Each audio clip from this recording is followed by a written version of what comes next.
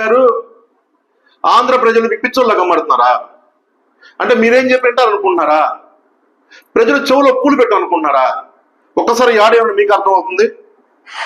Covid వస్తే ప్రభుత్వం అని మర్చిపోయింది కానీ ఆనాడు నేను మర్చిపోలేదు. నిజమా? ఆక్సిజన్ గాని మందులు గాని అమెరికా డాక్టర్ల ద్వారా ఆన్లైన్ లో చికిత్స కూడా అందజేశారు. విన్నారుగా? కోవిడ్ వస్తానంట నాటి ప్రభుత్వం పట్టించుకోలేదంట, జగన్మోహన్ రెడ్డి గారు పట్టించుకోలేదంట. ఏమన్నా సిగ్గుందా నీకేమన్నా? మారుతా ఉన్నా నువ్వు? అరే ప్రజల్ని గాలికి వదిలేసి తెలంగాణలో కూర్చొని నువ్వు నీ తండ్రి పవన్ కళ్యాణ్ ఈరోజు మారుతా ఉన్నా నువ్వు.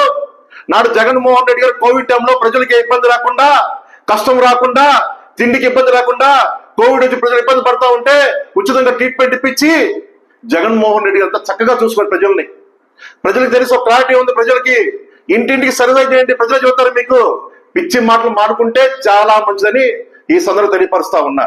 జై హింద్, జై జగన్.